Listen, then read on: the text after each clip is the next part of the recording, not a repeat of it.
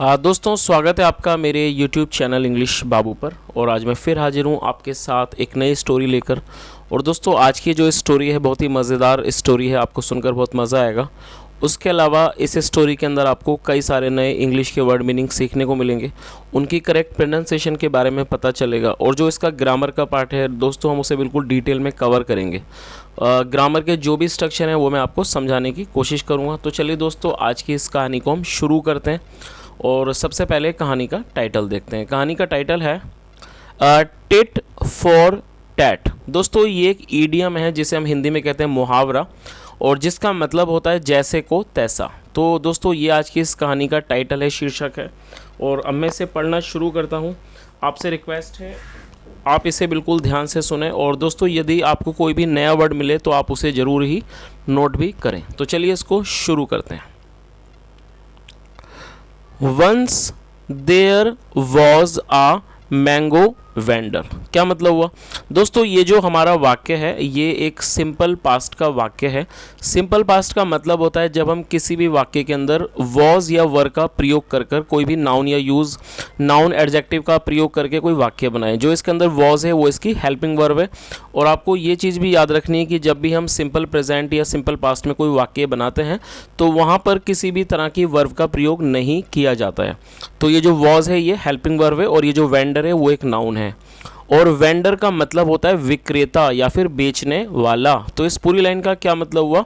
Once एक बार, there was a mango vendor, मतलब एक बार एक आम बेचने वाला था, या कह सकते हैं आम का विक्रेता था।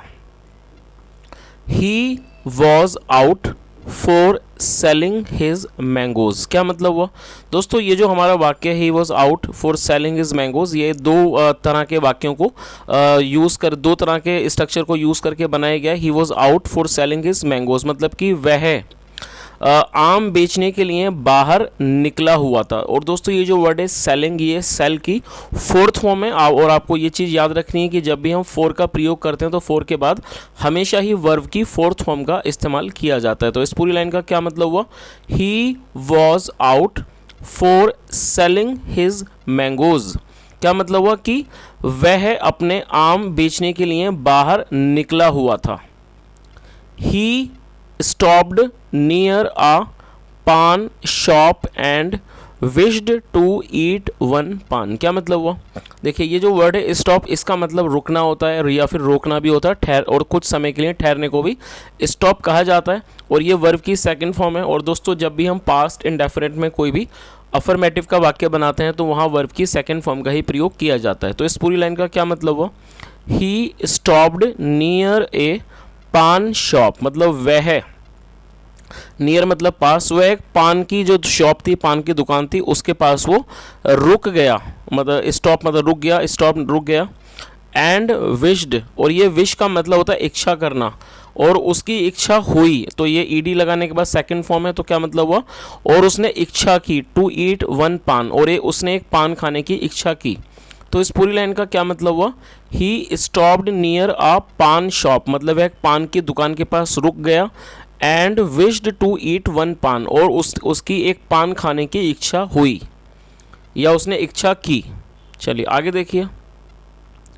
बट लेकिन ही हैड नो मनी। क्या मतलब हुआ दोस्तों? ये जो हमारा वाक्य है but he had no money, ये पास्ट का पजेसिव वाक्य है। पजेसिव सेंटेंस का मतलब होता है इस तरह के वाक्य जहाँ पर हम ये शो करना चाहते हैं कि किसी व्यक्ति के पास कुछ है या नहीं है, और ये पास्ट से जुड़ा हुआ वाक्य है, ये है पास्ट पजेसिव। तो जब भी हम पास्ट में किसी के पास कुछ होना या नहीं होना दिखाते हैं तो वहाँ पर हैड का प्रयोग किया जाता है हेल्पिंग वर्ब के रूप में। तो इस लाइन का क्या मतलब हुआ?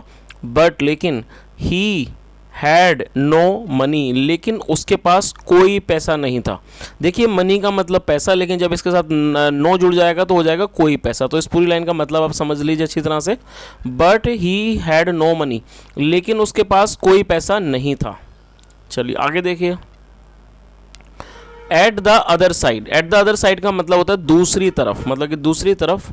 द पान सेलर, पान सेलर मतलब जो पान को बेचने वाला था, जो पान का विक्रेता था, मतलब दूसरी तरफ जो पान सेलर था, पान का विक्रेता था। Had also seen the mango vendor, देखिए यहाँ हैड के साथ थर्ड फॉर्म का प्रयोग किया गया है और ये सी की थर्ड फॉर्म है सीन, जिसका मतलब होता है देखना। तो जब भी हैड के साथ वर्ब की थर्ड फॉर्म का प्रयोग किया जाता है तो इस तरह का जो वाक्य होता है वो पास्ट परफेक्ट का सेंटेंस होता है। ये चीज़ आपको याद रखनी है। और ऑल्सो का मतलब होता है भी। तो इस पूरी लाइन का क्या मतलब हुआ, एट द अदर साइड मतलब दूसरी तरफ, the paan seller had also seen the mango vendor, मतलब कि जो पान सेलर था, जो पान का बेचने वाला था, विक्रेता था, उसने भी, और ये जो ऑल्सो है इसका मतलब भी, और ये जो ऑल्सो है ये इस पान बेचने वाले के लिए यूज़ किया गया है। तो ये जो पान का जो विक्रेता था, पान बेचने वाला, उसने भी मैंगो वेंडर को मतलब आम बेचने वाले को देख लिया था। तो इस पूरी लाइन का क्या मतलब हुआ कि दूसरी तरफ पान वाले ने भी उस आम वाले को, आम बेचने वाले को देख लिया था। चलिए आगे देखिए, अब आगे देखते हैं आगे क्या होता है। He also wished to eat a mango, उसकी भी इच्छा हुई, क्या क्या इच्छा हुई, टू ईट ए मैंगो, एक आम खाने की। और ये जो ही है वो जो है वो पान वाले के लिए यूज़ किया गया है कि वो जो पान वाला था उसकी भी खाने की इच्छा हुई, आम खाने की इच्छा हुई। चलिए आगे देखिए। सो इसलिए द पान सेलर शाउटेड, और शाउट का मतलब होता है चिल्लाना, और ये सेकंड फॉर्म है शाउटेड। तो इस लाइन का क्या मतलब हुआ, सो इसलिए द पान सेलर शाउटेड, जो पान सेलर था, पान बेचने वाला था, चिल्लाया, hey would you mind exchanging a mango for a paan. दोस्तों ये जो हमारा वाक्य है ये एक रिक्वेस्ट की सेंस में बनाया गया। जब हम किसी से को रिक्वेस्ट करते हैं तो इस तरह के वाक्य बनाया जाता है, वुड यू माइंड का प्रयोग करके, और उसके बाद वर्ब की फोर्थ फॉर्म का प्रयोग किया जाता है। और दोस्तों एक्सचेंज का मतलब होता है किसी चीज़ को बदलना या फिर बदले में। तो इस पूरी लाइन का क्या मतलब हुआ, hey would you mind exchanging a mango for a paan, मतलब कि क्या मतलब आप would you mind exchanging a mango, क्या आप एक आम को लेना पसंद करोगे, मतलब आम को बदले में लेना चाहोगे, फॉर अ पान, एक पान के रूप में। तो इस पूरी लाइन का क्या मतलब हुआ कि है would you mind exchanging a mango for a पान, क्या आप मतलब एक पान के मतलब कि आम के बदले एक पान लेना चाहोगे। चलिए आगे देखिए।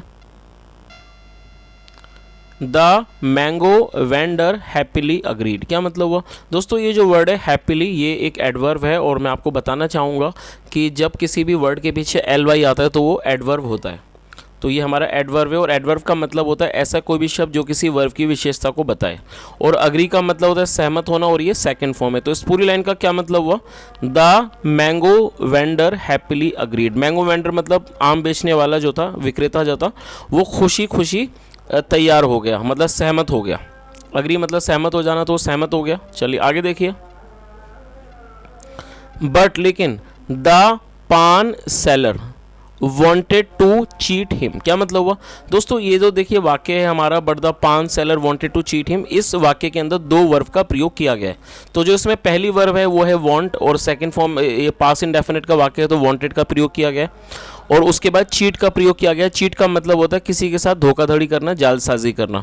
और आपको ये चीज़ भी याद रखनी है कि जब आप कोई भी ऐसा वाक्य बनाते हैं जहां दो वर्बों का प्रयोग किया जाता है, तो जो मुख्य वर्ब होती है, मतलब कि जो प्राइमरी वर्ब होगी, वो टेंस के अकॉर्डिंगली आप यूज़ करेंगे। जैसे मान लीजिए ये पास्ट इंडेफिनिट है तो यहाँ पर सेकंड फॉर्म का प्रयोग किया गया है। और जब आप दूसरी वर्ब लगाएंगे तो उससे पहले आपको टू लगाना है, और टू के बाद हमेशा ही वर्ब की फर्स्ट फॉर्म का प्रयोग किया जाता है। तो टू के बाद फर्स्ट फॉर्म का यूज़ किया गया, चीट, ये वर्ब की फर्स्ट फॉर्म है। तो चलिए इसका मतलब देखते हैं, इसका मतलब क्या हुआ, बट लेकिन द पान सेलर, लेकिन जो पान का जो सेलर था, बेचने वाला था, वांटेड टू चीट हिम, वह उसे चीट करना चाहता था, मतलब वह उसके साथ धोखाधड़ी करना चाहता था। और ये जो हिम है ये उस आम वाले के लिए यूज़ किया गया है। तो इसका मतलब आप समझ ही गए होंगे कि वो जो पान बेचने वाला था, जो पान विक्रेता था, दुकानदार था, वो उसके मतलब उसे धोखा देना चाहता था, उसके साथ धोखाधड़ी करना चाहता था। चलिए आगे देखिए। He took some rotten beetle leaves। दोस्तों बीटल लीव्स का मतलब क्या होता है, पान के पत्ते, पान के जो पत्ते होते हैं उन्हें बीटल लीव्स कहा जाता है इंग्लिश में। और ये जो ये टुक है, ये टेक की सेकंड फॉर्म है। तो इस लाइन का क्या मतलब हुआ, ही टुक, उसने लिए, सम रोटन, दोस्तों रोटन एडजेक्टिव है जिसका मतलब होता है सड़े हुए। ही टुक सम रोटन बीटल लीव्स, उसने कुछ सड़े हुए पान के पत्ते लिए। एंड मेड अ टाइनी पान, टाइनी एडजेक्टिव है जिसका मतलब होता है छोटा। तो आप इस वर्ड को भी नोट कर सकते हैं, अच्छा वर्ड है टाइनी। तो उसने क्या करा, एंड मेड ए टाइनी पान, और उसने एक छोटा सा पान बना दिया। And gave it to the mango vendor, और उसने इसको दे दिया, किसे दे दिया, द मैंगो वेंडर, आम बेचने वाले को। तो आप इस पूरी लाइन का मतलब अच्छे से समझ ही गए होंगे। तो उसने क्या करा कि उसने कुछ सड़े हुए पान के पत्ते लिए और उनका एक छोटा सा पान बनाया और उसको दे दिया। किसे दे दिया? मैंगो वेंडर, आम बेचने वाले को। चलिए आगे देखिए, आगे क्या होता है। The mango vendor asked for चूना। दोस्तों आप जानते ही होंगे, जो अक्सर जो लोग पान खाते हैं वो पान खाने के बाद चूना भी एक्स्ट्रा मांगते हैं। तो यहाँ पर भी इसी चीज़ के बारे में बताया गया। तो क्या मतलब हुआ? द मैंगो वेंडर, जो ये मैंगो वेंडर था आम बेचने वाला, आस्क्ड फॉर, आस्क फॉर का मतलब था मांगना, आस्क फॉर चूना, उसने चूना मांगा। ही रिप्लाइड, उसने जवाब दिया। और ये जो ही है उस पान बेचने वाले के लिए यूज़ किया गया। ही रिप्लाइड, उसने जवाब दिया। गो, जाओ, एंड रब द पान अगेंस्ट द वॉल। और रब का मतलब होता है रगड़ना, रगड़ लो। द पान, पान को, अगेंस्ट द वॉल, दीवार से। और दोस्तों ये जो वर्ड है AGAINST, इसे अगेंस्ट पढ़ते हैं और अक्सर आपने इसका सुना होगा। और अगेंस्ट का मतलब होता है खिलाफ या फिर विरुद्ध, लेकिन कई बार इसको कंजक्शन के रूप में भी प्रयोग किया जाता है। तो इस वाक्य के अंदर इसका मतलब विरुद्ध नहीं है, इसका मतलब है से। तो आपको इसको मैं एक बार दोबारा से समझा देता हूँ तो आप इसको अच्छे से क्लियर हो जाएगा।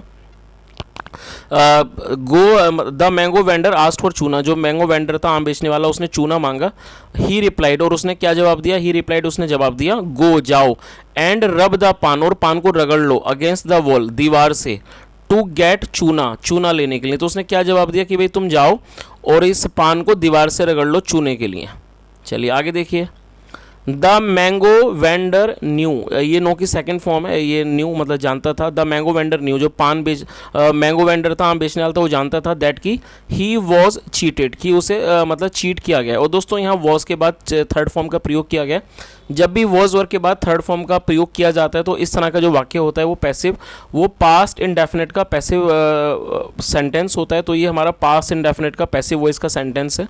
तो इस पूरी लाइन का क्या मतलब हुआ? द मैंगो वेंडर न्यू, जो आम बेचने वाला था वो जानता था दैट ही वॉज चीटेड, कि उसे चीट किया गया, मतलब उसके साथ धोखाधड़ी की गई है।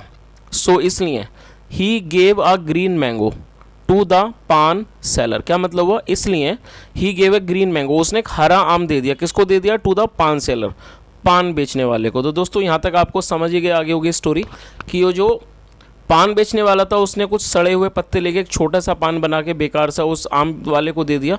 और जब उसने चूना मांगा तो उसने फिर भी उसके साथ कुछ बदतमीजी की। और वो समझ चुका था जो ये आम बेचने वाला था कि मेरे साथ धोखाधड़ी हुई है, इसलिए उसने भी क्या करा, उसने एक हरा आम उठा के उस पान वाले को दे दिया। चलिए दोस्तों आगे देखते हैं आगे से स्टोरी में क्या होता है। द पान सेलर सेड, पान सेलर सेड मतलब पान वाले ने, या कह सकते हैं पान बेचने वाले ने कहा, गिव मी अ येलो मैंगो।